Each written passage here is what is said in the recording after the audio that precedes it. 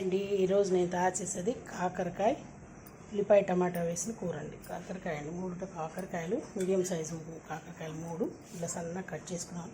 నేను గింజలతోనే కట్ చేశాను, లేతగా ఉన్నాయని చూసుకొని తీసుకొని కట్ చేసుకున్నాను. దీంట్లో 3 చిన్న ఉల్లిపాయలు, ఒక్కటే టమాటా వేసి సన్నగా తరుపుకున్నానండి. దీంట్లో కొంచెం నూనె ఎక్కువ పడుతుంది. మినపప్పు, ఆవాలు, జీలకర్ర అండి. దీంట్లో అంతే పోపులోకి ఉప్పు, పసుపు, కారం చేసుకుందాం. ఇది పోపు వేసిన ప్యాన్ ఉంది, దీంట్లోకి కొంచెం నూనె పడుతుందండి.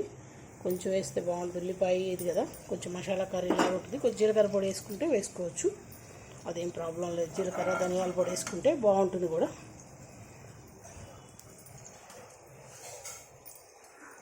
కరివేపాకు కానీ ఏం వేయటలేదండి దీంట్లోకి. అంటే ఉల్లిపాయ టమాటా, అంటే టమాటా ఎందుకు వేస్తున్నానంటే కొంచెం తినని వాళ్ళకి కూడా బాగుంటుంది, పిల్లలు కూడా తింటారు ఇట్లా టమాటా వేసి చేస్తే. నేను ఒక చోట తిన్నాను, చాలా బాగా అనిపించింది నాకు, అందుకని చేస్తున్నాను. మీకు కొన్ని నచ్చితే చేసుకోండి. ఒక పెద్ద ఆవిడ చేస్తే చూశాను, అక్కడ తిన్నాను, చాలా బాగుంది.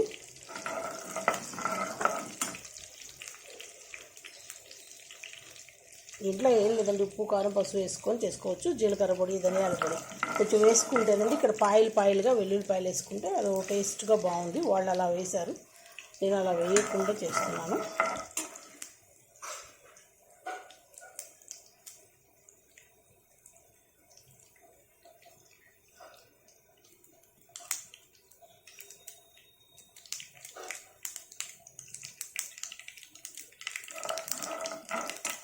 దీంట్లో ఇప్పుడు ఉల్లిపాయ టమాటా రెండు కలిపి వేస్తానండి.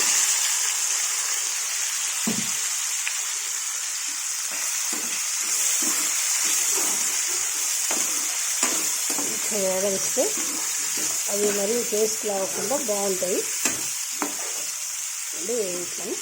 దీంట్లో కాకరకాయ వేసి టమాటాలు మధ్యలో వేసుకోవచ్చు, కానీ పులుపు పడితే ముక్క చాలా బాగుంటుంది కాకరకాయ ముక్కకి. ఉప్పు, పసుపు, జీలకర్ర పొడి కూడా వేసి చూపిస్తాను, మీకు చూపిస్తాను. వద్దు అంటారు మా వాళ్ళు, అందుకని చూస్తున్నాను. ఇవ్వండి, సిమ్లో పెట్టుకొని కొంచెం కలుపుకుంటే కాంబినేషన్ బాగుంటుందని చూపిస్తున్నాను. మూత తీసేస్తున్నాను, ఇవన్నీ ఉడికింది. దీంట్లోకి కారం, జీలకర్ర, ధనియాల పొడి అండి,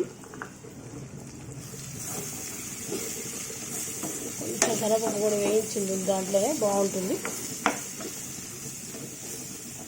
ఇంతేనండి,